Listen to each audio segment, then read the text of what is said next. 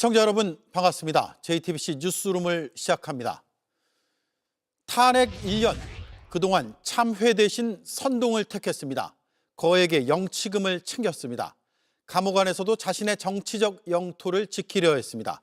그를 끊지 못한 국민의힘은 1년 만에 지지율이 반토막 났습니다. 민주당이 국가폭력의 공소시효를 폐지하는 특례법을 추진합니다. 4.3 추념식에는 국무총리와 국회의장, 여야 대표가 모두 참석했습니다. 극우 단체는 여기까지 몰려와 4.3은 공산 폭동이라 주장했습니다. 유족은 이렇게 외쳤습니다. 이게 사람이 할 짓이냐? 마약합동수사본부가 박광렬의 마약 범죄뿐 아니라 사탕수수밭 살인 사건의 재수사도 검토 중입니다. 박광렬을 한국에서 처벌하려면 60년형보다 더 강한 판결이 필요합니다. 탄핵이 딱 1년 됐습니다. 그 사이 내란 1심에서 무기징역이 내려졌습니다. 그러나 그가 머무는 담장 안의 시간은 참회와는 거리가 멉니다. 정치재판이라는 선동을 거두지 않았습니다. 여전히 국민을 가르고 있습니다. 12억 원의 영치금도 쌓았습니다. 파면 1년, 오늘 뉴스룸은 그의 뒷방 정치와 추락한 국민의힘 지지율, 계속되는 단죄를 첫 소식으로 준비했습니다. 우원석 기자입니다. 주문, 피청구인 대통령 윤석열을 파면한다. 1년 전 탄핵의 그날, 윤석열 전 대통령의 첫 번째 반응은 기대에 부응하지 못했다는 지지자들을 향한 메시지였습니다. 두 번째로 탄핵당한 대통령으로 역사의 오점이 됐지만 사과나 반성은 없었습니다. 그로부터 1년, 옥중에서 그리고 법정에서 윤 전 대통령의 궤변 정치가 시작됐습니다. 김건희 씨가 특검에 소환된 지난해 7월에는 특검의 수사와 재판을 정치적 탄압으로 규정하며 12.3 계엄은 역사가 평가할 것이라고 주장했습니다. 특검의 피해자로 둔갑시키며 지지층 결집을 호소한 겁니다. 비상계엄 선포 1년을 맞은 지난해 12월에는 국민을 짓밟는 정권의 레드카드를 꺼내달라며 직접적인 선동에 나섰습니다. 특히 윤 전 대통령의 메시지는 청년 세대에 집중됐습니다.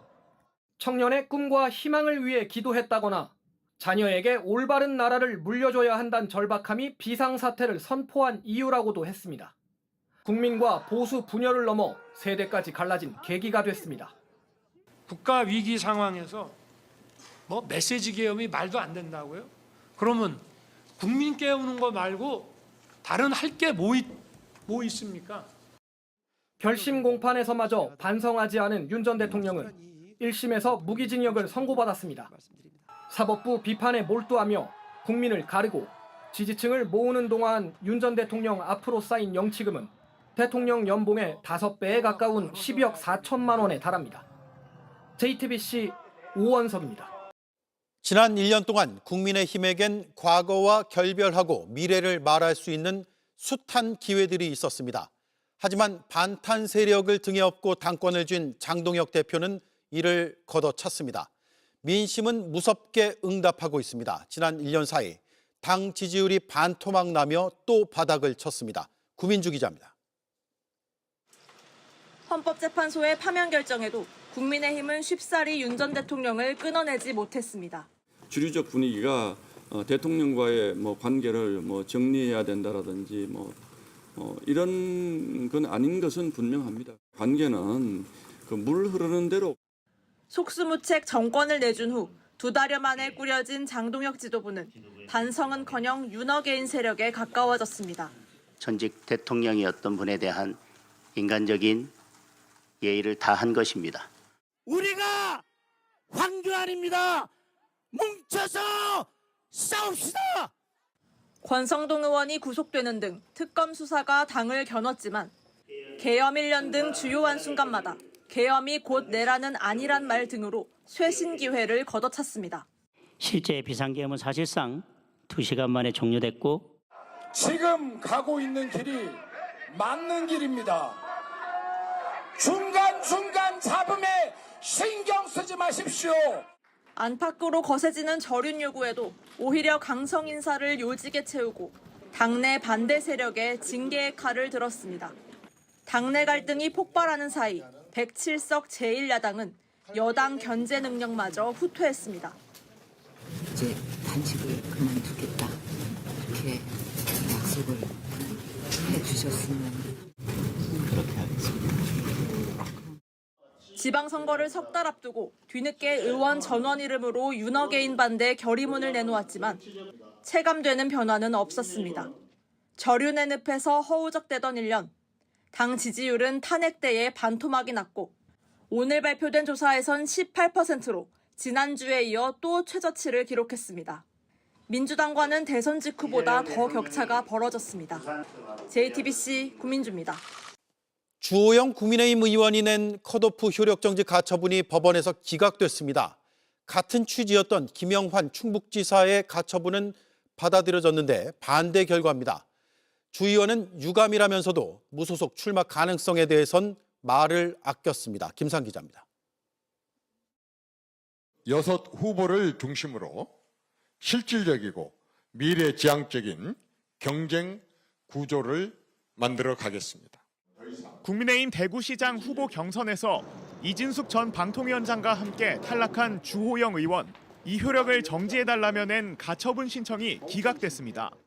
서울 남부지방법원은 주 의원의 주장처럼 공관위가 부적격자로 판단해 임의로 컷오프한 것이 아니라 2단계 심사를 거쳐 후보에서 제외한 것이라고 판단했습니다. 비슷한 취지로 김영환 충북지사가 냈던 컷오프 효력 가처분 신청은 받아들여졌는데 반대의 결과가 나왔습니다. 이정현 당시 위원장이 충분한 논의에 따른 것이지 결코 특정인 배제 결정이 아니라고 설명한 데 더 가까운 판결인 겁니다. 주 의원은 곧바로 김 지사 사례와 비교하며 사법부가 우리 정당의 공천농단을 바로잡을 절호의 기회를 놓친 것이 아쉽다는 입장문을 냈습니다.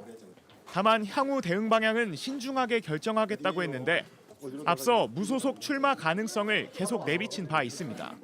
이러한 반발 속에 국민의힘 공관위는 법원 결정에 대한 후속 조치를 논의하기 위한 회의를 시작했습니다. 가처분 기각으로 6인 경선을 그대로 진행할 수 있게 됐지만 주 의원과 이 전 위원장의 무소속 출마 시 나눠질 표심을 감안하지 않을 수 없는 상황입니다. 이런 가운데 민주당은 오늘 김부겸 전 총리를 대구시장 후보로 확정했습니다. 후보 면접이 끝나자마자 공관위원 만장일치로 단수 공천을 의결하며 김 전 총리에게 힘을 실어준 겁니다. 인공지능 대전환을 통한 대구의 산업의 업그레이드, 이런 부분들에 대한 우선 비전과 정부의 의지가 필요하고요. 박근혜 전 대통령을 예방하겠다고 한 김 전 총리는 박정희 엑스코를 언급하며 보수 표심을 계속 끌어들이는 모습입니다. JTBC 김산입니다. 석기 시대로 되돌리겠다는 트럼프 대통령의 섬뜩한 발언 직후 이란의 거대한 다리가 두동강 났습니다. 그 영상은 트럼프의 소셜미디어를 통해 전 세계로 생중계됐습니다. 윤재영 기자입니다. 거대한 먼지 구름과 함께 육중한 다리가 맥없이 주저앉습니다. 중동에서 가장 높다는 이란의 136m B1 교량이 두동강 나는 순간입니다. 트럼프 대통령이 이란을 석기 시대로 되돌리겠다고 으름장을 놓은 지 불과 몇 시간 만에 벌어진 일입니다. 트럼프 대통령은 이 폭파 영상을 직접 SNS에 올리며 더 많은 공습이 이어질 것이라고 적었습니다. 그러면서 이란에 더 늦기 전에 합의하라며 항복을 종용했습니다. 다음 타깃으로는 발전소를 지목했습니다. 그러면서 우리 군은 아직 시작도 안 했다는 위협적인 메시지도 이어갔습니다. 하지만 이 협박이 이란을 협상 테이블로 불러낼지는 미지수입니다. 오히려 보복 의지만 자극하며 전면전의 입구로 몰아넣고 있다는 우려가 커지고 있습니다. 대외적으로는 양보 없는 호전성을 쏟아내는 사이 국내에서는 절차를 무시한 불통 행정이 도마 위에 올랐습니다. 트럼프 대통령은 지난달 법원이 제동을 걸었던 8,400제곱미터 규모의 초호화 연회장 건설을 밀어붙이고 있습니다. 화려한 완공 예상도를 SNS에 올리며 위대한 연회장이라고 자찬하기도 합니다. 중동에서는 폭격으로 다리가 무너지고 전 세계 서민들이 에너지난에 신음하는 사이 자신의 치적 세우기에 집중하고 있는 겁니다. 폭격 영상과 연회장 조감도를 동시에 쏟아내는 트럼프식 독단 정치가 국제사회의 불확실성과 비판을 동시에 키우고 있습니다. JTBC 윤재영입니다. 이란은 위축되기는커녕 더 거세게 반격하고 있습니다. 특히 빅테크 기업들을 테러 배후로 지목하며 강력한 타격을 예고했습니다. 그 첫 대상은 바레인에 있는 아마존의 클라우드 센터였습니다. 양빈현 기자입니다. 트럼프 대통령의 석기시대 위협에 이란은 즉각적인 실력 행사로 응수했습니다. 총구가 향한 곳은 바레인에 있는 아마존의 클라우드 센터였습니다. 단순한 보복을 넘어 미군의 첨단 전쟁 인프라를 무너뜨리겠다는 의도입니다.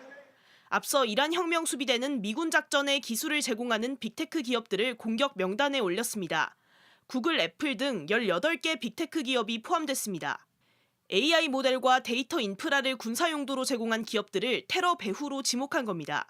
미국 전략국제문제연구소는 이번 전쟁이 데이터 센터라는 새로운 희생양을 만들었다고 분석했습니다.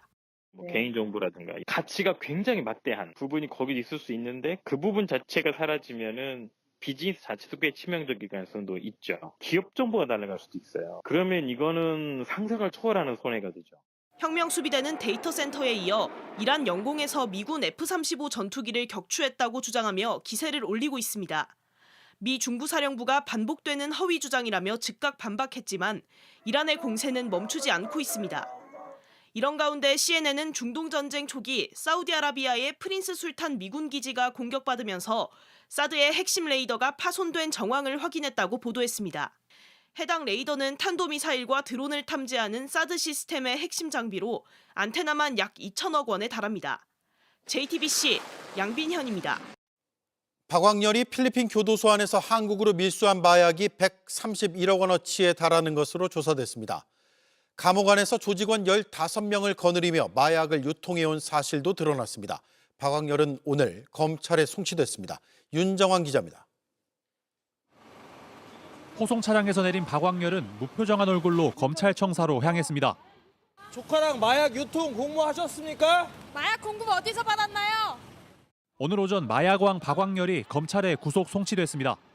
박광렬은 필리핀 사탕수수 밭에서 한국인 3명을 살해한 혐의로 현지 교도소에 수감된 채 국내로 마약을 밀수, 유통해왔습니다.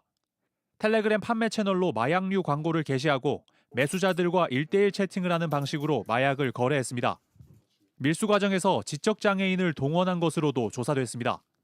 그렇게 마약은 전국으로 뿌려졌고 범죄 수익으로 68억 원을 챙겼습니다. 유통되지 못한 채 추가로 적발된 마약만 총 17.7kg으로 이를 합치면 전체 범죄 규모는 131억 원에 달합니다. 경찰은 박광렬이 판매 총책과 계좌 관리책 등 15명 규모의 조직을 체계적으로 운영한 것으로 보고 형량이 높은 범죄 단체 조직 혐의를 추가 적용했습니다. 박광렬은 경찰 조사에서 교도소에서 1년 넘는 기간 동안 매월 1번에서 2번 필로폰을 흡입했다고 진술한 것으로 알려졌습니다. 사건을 넘겨받은 수원지검 마약범죄 합동수사본부는 추가 범행을 규명해 불법 수익을 철저히 환수하겠다고 밝혔습니다. JTBC 윤정환입니다.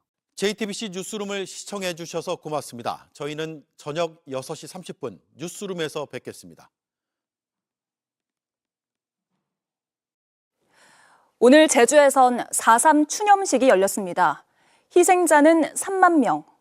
이 숫자도 추정치일 뿐입니다. 그런데 이 행사장엔 극우단체가 몰려와 4.3을 공산폭동이라고 주장하며 유족들의 추모를 방해했습니다.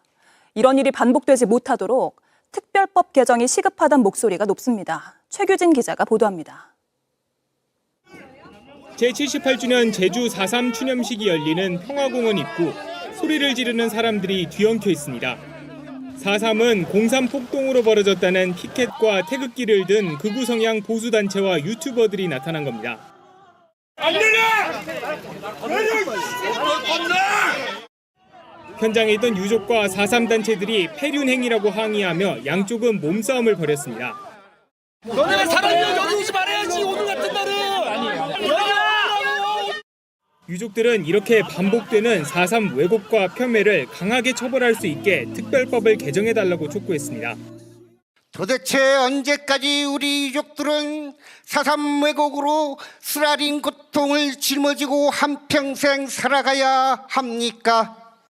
김민석 국무총리는 4.3과 결코 작별하지 않겠다며 희생자 명예회복에 노력을 다하겠다고 강조했습니다. 4.3의 진실을 마주하고 올바른 역사를 기록하는 일은 우리 모두가 완수해야 할 시대적 역사적 사명입니다. 경찰은 채증 영상을 토대로 일부 참가자가 불법 행위를 했는지 조사할 방침입니다. JTBC 최규진입니다.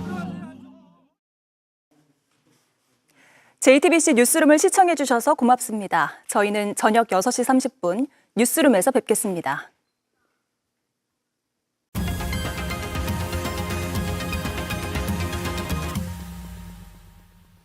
네, 비하인드 뉴스 정치부 이성대 기자와 함께하겠습니다. 시작할까요? 네, 첫 번째 이슈 바로 보겠습니다. 그의 부활은 없다.